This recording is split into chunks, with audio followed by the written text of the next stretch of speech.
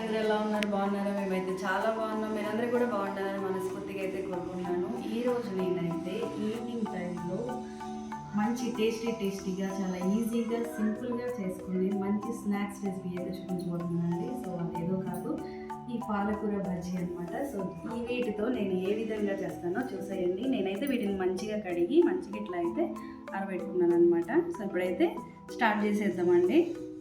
చూసారు కదా, పాలకూర కట్టలు చక్కగా ఇట్లా మంచిగా కొంచెం పెద్దగా ఉన్న ఆకులు అయితే తీసుకొని కడిగి ఇలాగైతే నీట్గా పెట్టుకున్నానండి. ఇప్పుడైతే నేను వీటితో మంచిగా బజ్జీ ఎట్లా అయితే చేస్తానో చూసేయండి.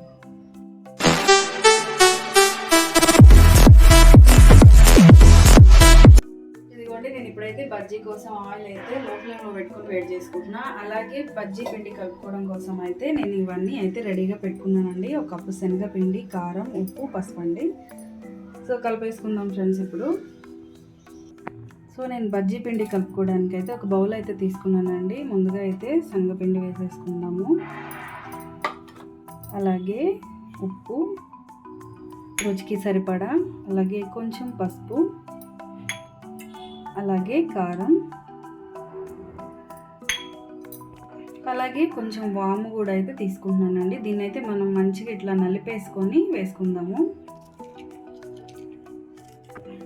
ఇప్పుడు అన్నీ అయితే వేసేసుకున్నాం కదా, ఇంకా దీన్ని ఇట్లా కలిపేసుకున్న తర్వాత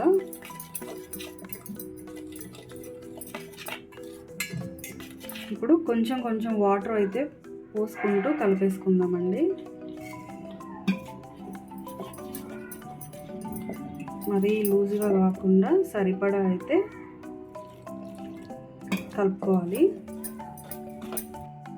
చూసారు కదా ఫ్రెండ్స్, చక్కగా ఇలా అయితే కలుపుకోవాలన్నమాట.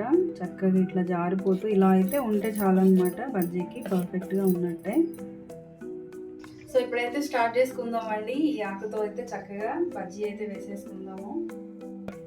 ఇట్లా ఈ విధంగా చక్కగా రెండు వైపులా దానికి అంటుకునేలాగా అయితే వేసుకోవాలి.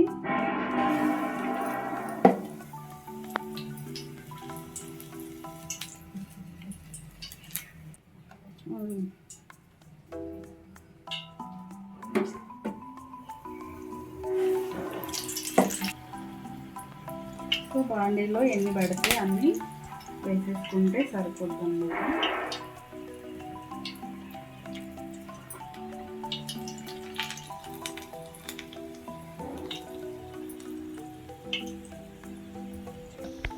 చూసారు కదా, ఇలాగైతే మంచిగా ఎన్ని పడతాయో బాండీలో అన్నీ అయితే వేసుకున్న తర్వాత ఇట్లా 1 by 1 ఇట్లా సైడ్కి తిప్పుకున్న తర్వాత రెండు వైపుల కాల నుంచి గోల్డెన్ కలర్ వచ్చేంత వరకు అయితే ఉంచుకొని తీసి తినేయడమేనండి. చాలా అంటే చాలా బాగుంటాయి.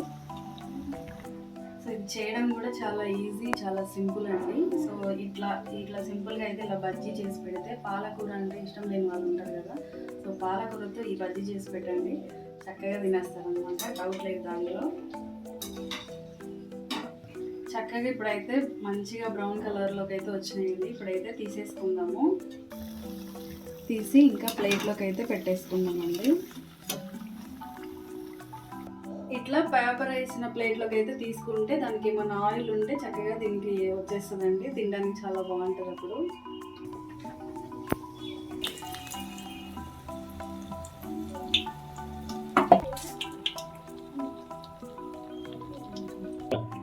సో ఇంటికి సడన్గా చుట్టాలు వచ్చినప్పుడు కానీ, లేదు మనకి అప్పటికప్పుడు ఏదో ఒకటి చేసుకోవాలని తినాలనిపించింది, పాలకూర ఉంటే చాలండి.